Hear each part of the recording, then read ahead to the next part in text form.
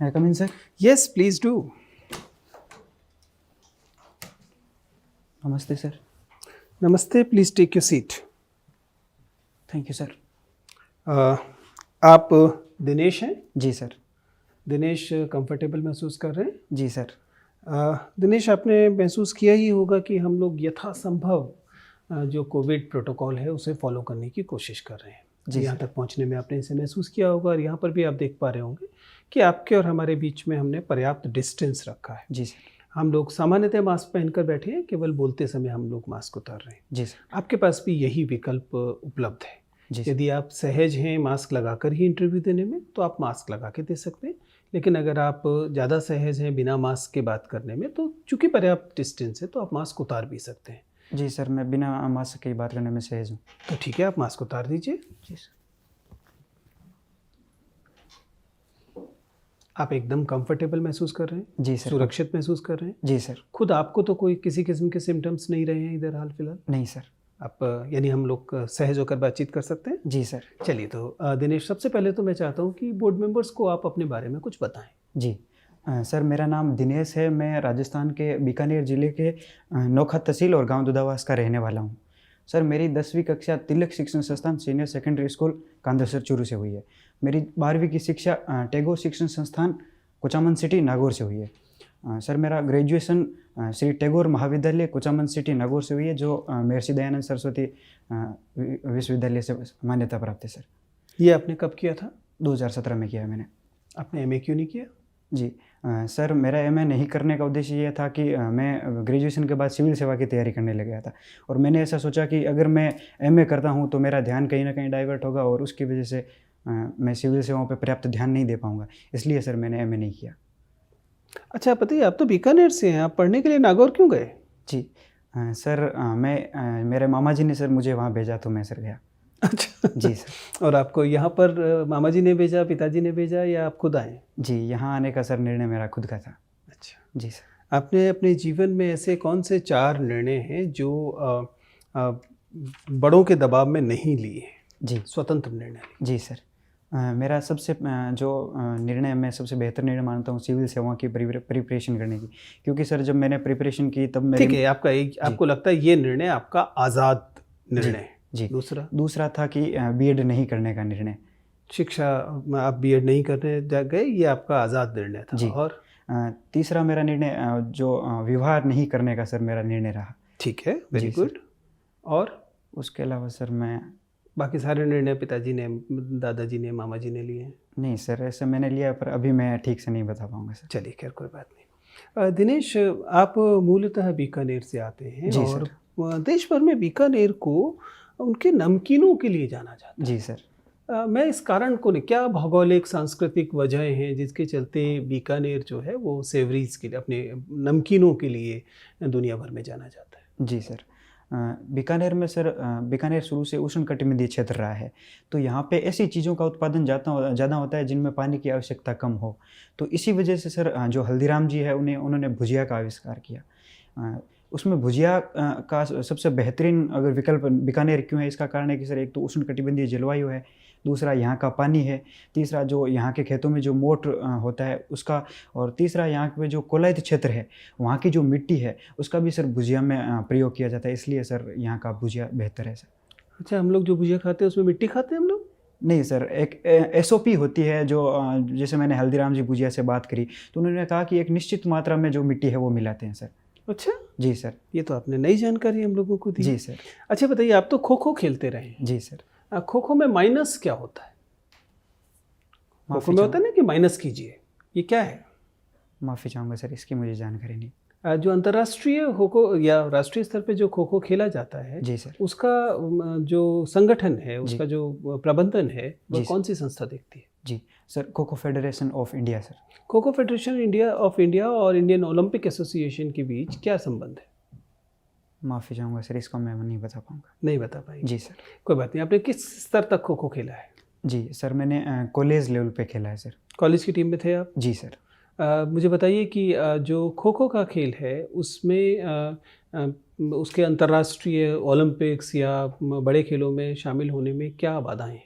जी sir, kho kho में sir सबसे बड़ी अगर बाधा अपन देखें तो सर ये खो खो को ग्रामीण क्षेत्र में मुझे ऐसा लगता है कि प्रत्येक व्यक्ति स्कूल लेवल पर खेलता है, लेकिन उसके आगे खो खो को प्रमोट नहीं किया गया है।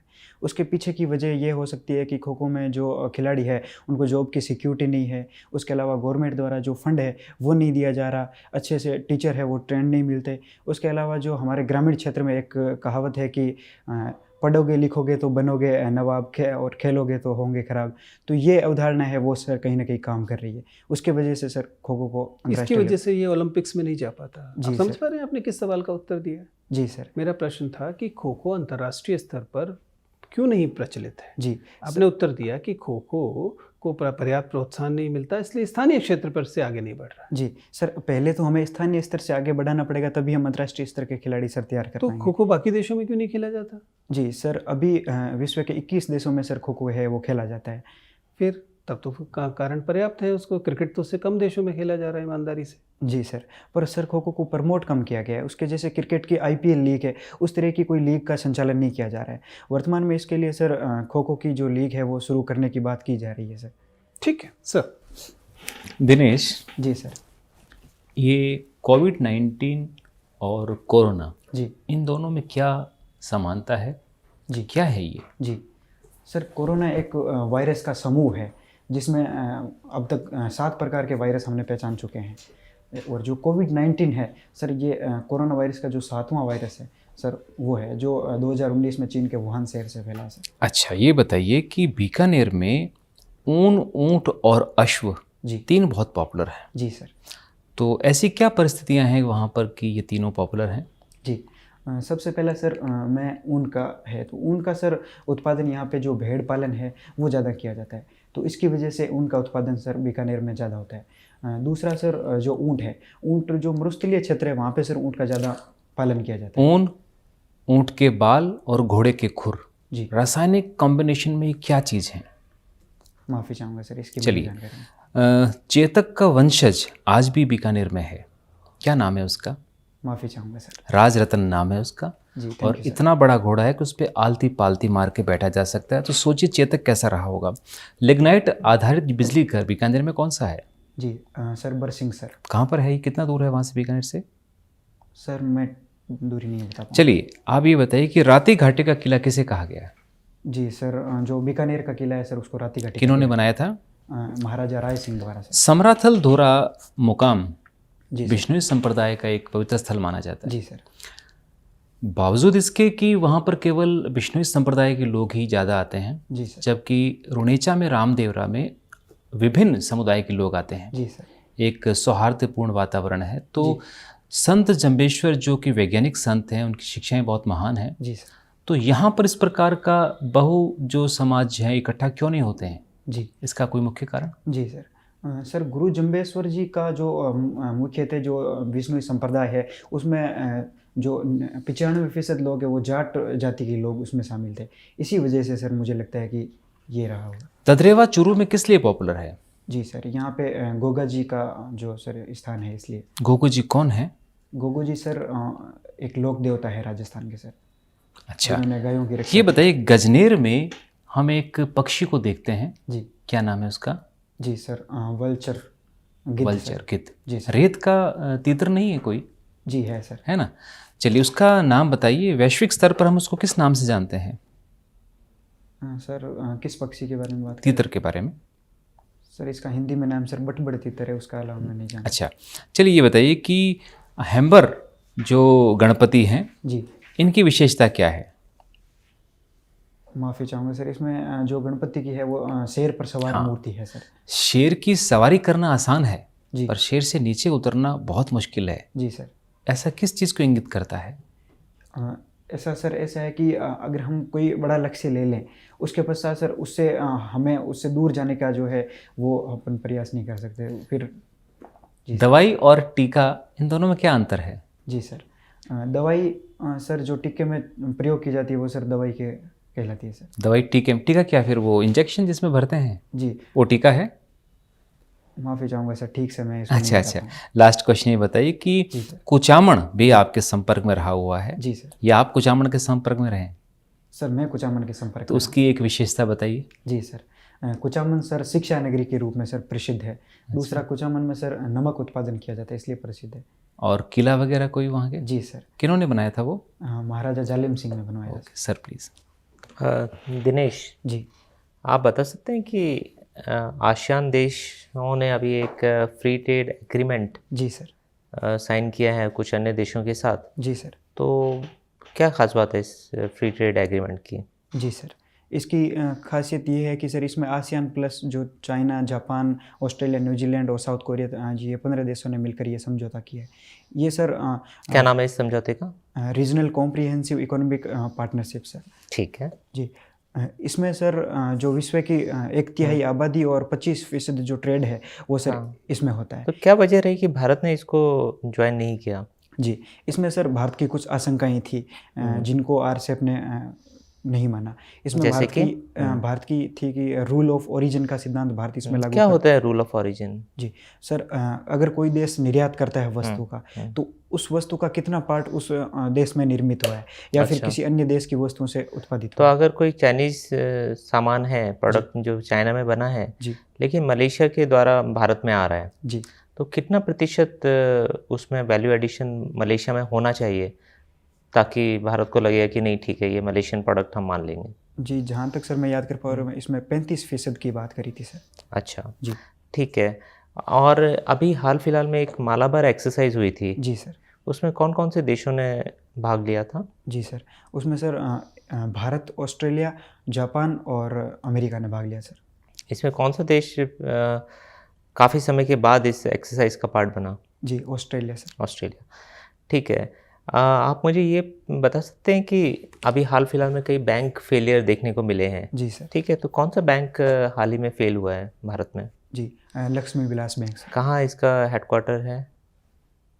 माफ़ी चाहूँगा ठीक से मैं नहीं याद कर पा ठीक रहा है, तो ये लक्ष्मी विलास बैंक अगर फेल हो गया तो अगर इसमें डिपॉजिटर्स ने पैसे जमा कर रखे हैं तो कितने तक की राशि उनकी सेफ है जिसकी गारंटी आरबीआई के द्वारा है कि वो राशि आपको वापस मिलेगी? जी इसमें सर 5 लाख तक की राशि। कौन सी कॉर्पोरेशन होती है जो इसको गारंटी देती है? जी deposit insurance credit guarantee corporation. ठीक है।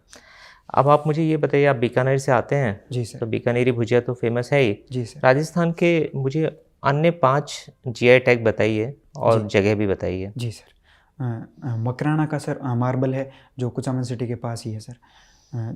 उसके अलावा सर नाथ द्वारा की जो थेवा कला है सर वो प्रसिद्ध है। उसके अलावा सर उदयपुर जीआई टैग मिला हुआ है उसे? जी सर। उसके अलावा सर जो उदयपुर की जो कठपुतलियाँ हैं वो फेमस है। उसके अलावा सर जयपुर की जो ब्लू पोट्री है वो प्रसिद्ध है। उसके अलावा सर सांगानेर की जो सांगानेरी प्रिंट है सर वो प्रसिद्ध है। अच्छा, ये जीआई टैग्स कौन सी संस्था देती है? जी सर, ये sir department of industry promotion and ये सर संस्थान देती है। श्योर हैं आप? जी सर। कहाँ लोकेटेड है ये जीआई टैग रजिस्ट्रेशन अथॉरिटी? माफ़ी चाहूँगा सर इसकी मुझे जानकारी नहीं। ठीक है। चलिए, मेरा आखिरी सवाल आपसे ये है कि प्रधानमंत्री जी ने बात की है एक देश एक चुनाव, जी सर। 1 nation 1 election. जी सर। आपको क्या लगता है कि ये व्यवहारिक दृष्टि से क्या संभव है या एक सिर्फ कल्पना मात्र बन के रह जाएगी? जी सर, मेरा इसमें ऐसा मानना है कि ये व्यवहारिक दृष्टि से भी संभव है। ऐसा सर चुनाव आयोग और जो विधि आयोग है उन्होंने अपनी रिपोर्ट में कहा है सर। अगर एक नेशन 1 इलेक्शन होता है जी और बीच में कोई सरकार, जैसे सोचिए कि राजस्थान की सरकार ये अल्पमत में आ जाती है, जी सर। ठीक है, फिर क्या करेंगे आप? चुनाव कराएंगे, राष्ट्रपति शासन लगाएंगे, क्या करेंगे? जी सर, इसमें सर दोबारा चुनाव कराएंगे तो 1 नेशन 1 इलेक्शन कहाँ रहा? जी सर, इसमें अभी तक इस आशंका का जो सर समाधान नहीं हुआ है। फिर भी मेरी इसमें राय ये है कि इसमें जैसे एक देश एक चुनाव में ये किया जा सकता है कि 2 चरणों में चुनाव है वो करवाए जाएँ सर। तो फिर 2 चुनाव नहीं हो जाएंगे? एक देश 2 चुनाव? नहीं सर, 2 चुनाव हो जाएंगे, लेकिन जो अभी जैसे सरकार हर समय इलेक्शन मोड में रहती है, कहीं ना कहीं जो देश में चुनाव होते हैं। तो इससे आपको नहीं लगता कि फ़ायदा ये है कि जनता को लगातार सरकार पे दबाव बनाने का, अच्छे काम करने के लिए उसका मौका रहता है? नहीं सर, मुझे ऐसा लगता है कि इसमें सरकार है वो अपने जो चुनावी फ़ायदे के लिए सर जो कोई भी निर्णय है वो लेती है सर। चुनावी फ़ायदा? जी सर। तो उनको चुनावी फ़ायदा नहीं देखना चाहिए? जी चुनावी फ़ायदा और लोगों का फ़ायदा क्या अलग अलग है या एक ही जैसा है? नहीं सर, दोनों आपस में जुड़े हुए भी हो सकते हैं और नहीं जुड़े हुए भी हो सकते हैं। ठीक है, thank you sir. Okay, Dinesh, जी सर। आपने तो भारतीय संविधान पढ़ा होगा, जी सर। राजस्थान से आप हैं, आपको कुछ और चीज़ें पता होंगी। जी मुझे बताइए कि जो भारत का मूल संविधान था, जी। जो 26 जनवरी 1950 को लागू हुआ, जी। उसमें रजवाड़ों के संरक्षण के लिए क्या क्या प्रावधान थे? जी, इसमें सर जो मुख्य प्रावधान था कि जो रजवाड़े के राज्य थे उनको प्रीवी पर्स की जो सुविधा है वो सर दी गई थी। केवल एक ही वो था, कुछ और भी था? माफ़ी चाहूँगा सर, अभी मुझे यही जानकारी। जी बताइए कि अगर भारतीय संविधान सभा जो थी, उसमें जो रजवाड़ों का प्रतिनिधित्व था, वो रजवाड़ों की जनता के द्वारा हुआ होता, तो भारतीय संविधान का नक्शा क्या होता? आप सवाल समझ पाए? बजाय राजाओं के पास प्रतिनिधि भेजने के, यदि जनता के द्वारा पूरे देश से डायरेक्ट इलेक्टेड सभी लोग पहुंचते, जी। तो भारतीय संविधान का प्रारूप यही रहता या कुछ भिन्न होता? जी, इसमें सर मैं सबसे बड़ा अगर परिवर्तन अगर जनता अगर निर्वाचित करती तो मैं देखता हूँ कि जो जम्मू कश्मीर है सर, जिसमें धारा 370 आर्टिकल 370 था, वो उस समय नहीं होता सर। और उसके अलावा सर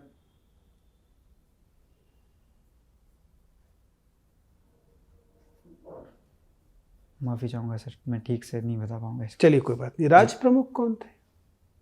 जी, जयपुर के महाराजा सवाई मान सिंह जी। नहीं, लेकिन राज प्रमुख का पद क्या था? जी, राज प्रमुख का पद सर जो सरकार का संवैधानिक प्रमुख होता है सर, वो राज प्रमुख के रूप में पहले यहाँ था सर।